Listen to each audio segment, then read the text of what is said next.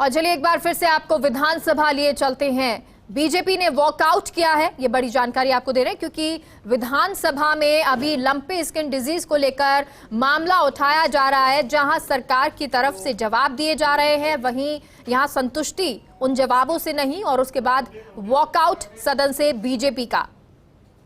क्योंकि लालचंद कटारिया जिन्होंने ये पूछा भी कि आखिर इतने टाइम तक इंतजार क्यों किया गया, क्यों ऐसा हुआ कि पहले से ही लापरवाही बरती गई।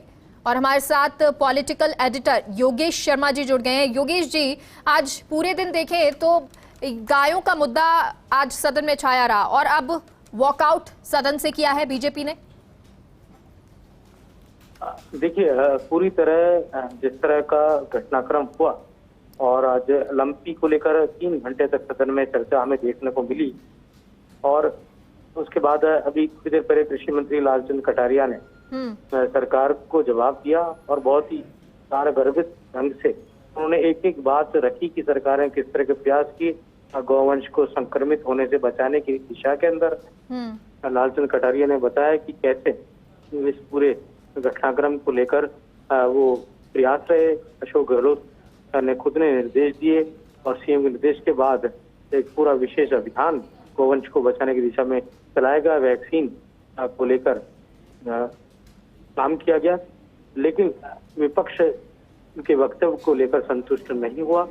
नेता प्रतिपक्ष लालचंद कटारिया ने आरोप लगाया कि जब अप्रैल में ही वायरस को लेकर सूचनाएं प्राप्त हो गई थी तब सरकार क्यों नहीं जागी और आखिर इतनी देर क्यों लगाई गोवंश को संक्रमित होने से रोकने में।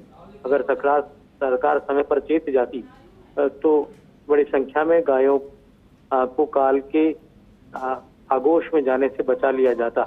और इस मुद्दे पर भारतीय जनता पार्टी के विधायक दल ने सदन से बहिर्गमन कर दिया, वॉकआउट कर दिया।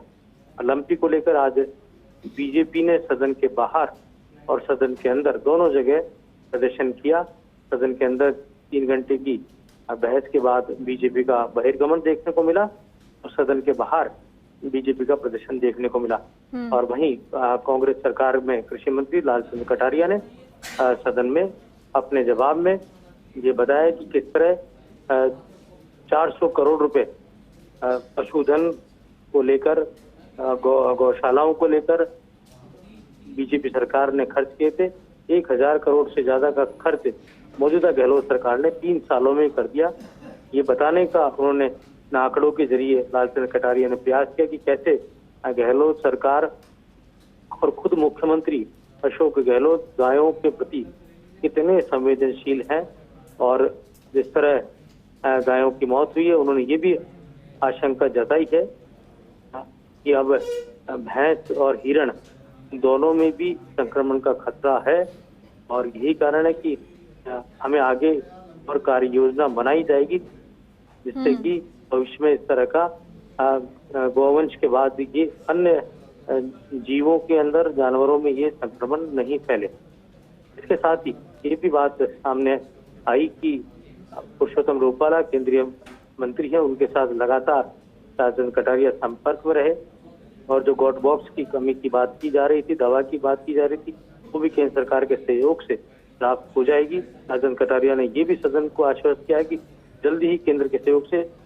500 एम्बुलेंस जानवरों के लिए टेंडर जारी करने की सरकार ने योजना बना ली है और जो भी रिक्त पद थे, चाहे वो वेटरनरी डॉक्टर्स के हों, चाहे फिर वो अन्य पशुधन सहायकों के हो, उस दिशा में भी सरकार तेजी से काम कर रही है। इस बारे में भी मुख्यमंत्री ने निर्देश दे दिया और कुछ मसले कोर्ट के फैसले पर अटके हुए हैं। कोर्ट का फैसला आते ही कुछ और प्रमुख भर्तियां उस दिशा में भी अंतिम निर्णय हो जाएगा। तो कहा जा सकता है आज गाय के मुद्दे पर राजस्थान की सबसे बड़ी पंचायत विधानसभा में एक लंबी चर्चा हमें देखने को मिली। पक्ष और विपक्ष के सदस्यों ने एक दूसरे पर आरोप लगाया, लेकिन लालचंद कटारिया का जो संबोधन था वो अपने आप में अनूठा इसलिए था कि वो खुद गाय पालते हैं, वो खुद रोज सुबह गाय को चारा खिलाने के साथ ही गाय की सेवा करने का काम भी करते हैं। उनका खुद का आरामाउस है, गाय के प्रति उनकी संवेदनशीलता है। तो यही कारण है उन्होंने सदन में ये कहा कि गाय को लेकर राजनीति नहीं करनी चाहिए, हमें दलगत भावनाओं से ऊपर उठ के गौवंश को बचाने के लिए काम करना चाहिए। लालचंद कटारिया ने भैरव सिंह शेखावत का भी उदाहरण दिया। लालचंद कटारिया ने कहा कि जब वो एक बार भैरव सिंह शेखावत से मिलने दिल्ली गए, जब भैरव सिंह शेखावत उपराष्ट्रपति थे, तब भैरव चलिए, तो अब ये मामला जो विधानसभा में नजर आया, जिसकी गूंज भी नजर आई, हालांकि अब सदन से बीजेपी ने वॉकआउट कर दिया है। बहुत बहुत शुक्रिया योगेश जी पूरी जानकारी के लिए।